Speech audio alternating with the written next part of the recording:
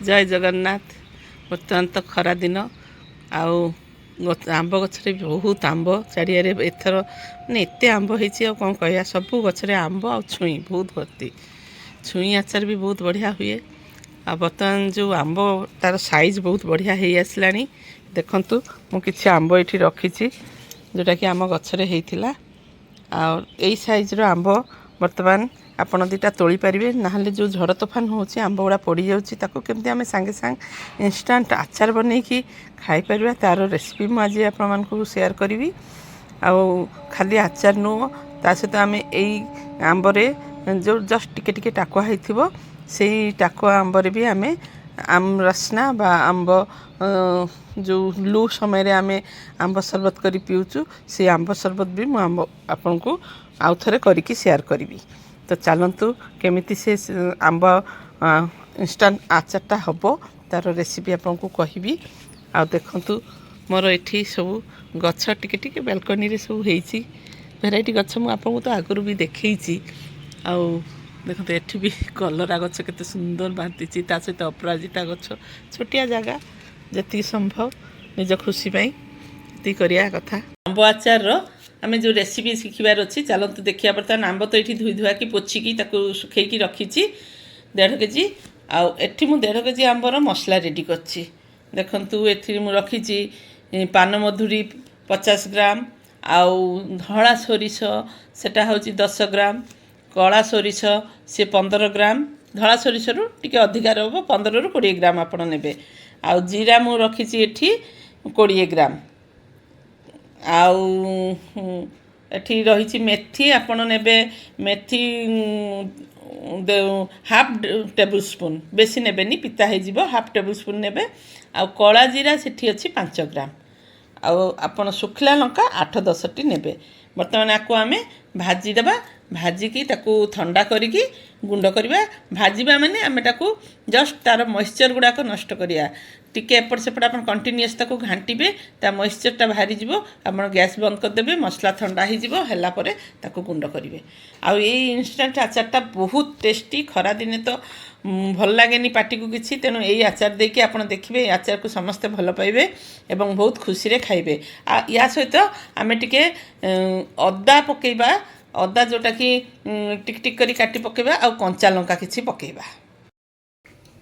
बर्तमान गरम कड़े रे आम सबतक मसला एथिरे ढाड़ी देबा ढाड़ी देकी ताको कंटिन्यूअस भाजी नेबा कंटिन्यूअस घांटिबे एवं भाजिकी उठे नेबे। ये मसला सहित 1 चामच आप टीस्पून जुआणी मिसई देबे तार फ्लेवरटा भी एथिरे बहुत भल लागिवो। आमे 4 फाଳ 8 फाळ करिया फास्ट फाळ फाळ करदेबा पुणी ताकू आउरी 4 फाळ से फाळ को आमे 4 फाळ करके 8 फाळ करबे करके एई भलिया आंब गुडा को आमे छोट छोट छोट छोट करी पतला पतला काटिबा। हे देखंतु पूरा एमती पतला पतला करी काटिबे एना इंस्टेंट हम यहाँ आउटा भी बहुत दिन रहिबो आकु टिके आमे खरा देबा देकी तापरे एवडा सब आंब को आमे एई भलिया सब काटिदेबा।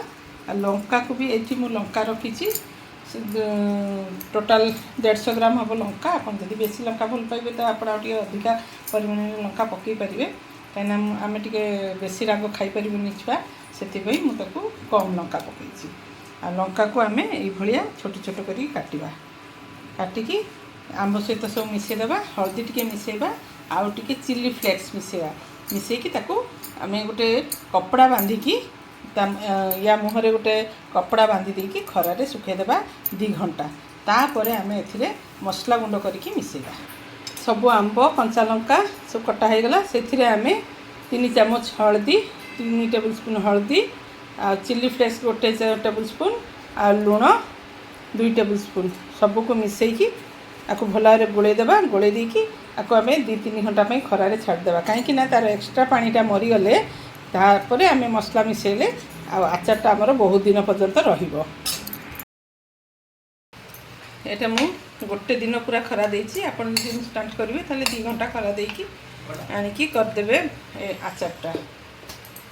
बर्तमान मु जो मसला सब भाजिकी रखी से मसला सब तक एथिरे मिसेइबी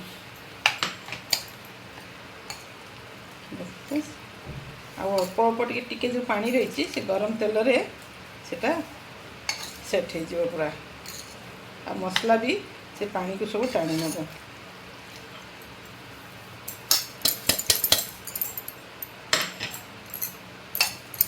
ଏଟାକୁ ସବୁ ଭଲ ଭାବରେ ସବୁ ମିଶାଇ ନେବା। ଏଥିରେ ଆମେ ଲୁଣ ମିଶାଇବା, ସେତେବେଳେ ଲୁଣ କମ୍ ମିଶାଇଥିଲେ। ବର୍ତ୍ତମାନ ଏଥିରେ ଆମେ 4 ଚାମଚ ଲୁଣ ଦେବା। ଆଚାରଟା ଟିକେ ଲୁଣ ବି ଅଧିକା ହେଲେ ଭଲ ଲାଗେ।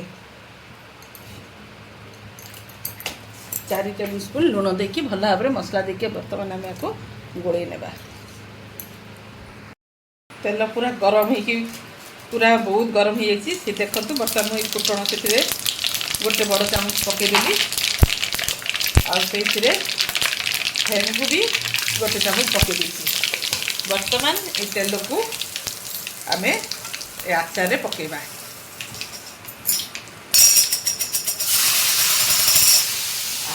ବଢ଼ିଆ এইଭଳିଆ ଆଚାରଟା ପୁରା ଏମିତି ଗରମ ତେଲରେ ପୁରା ଇଏ ହେଇଯିବ।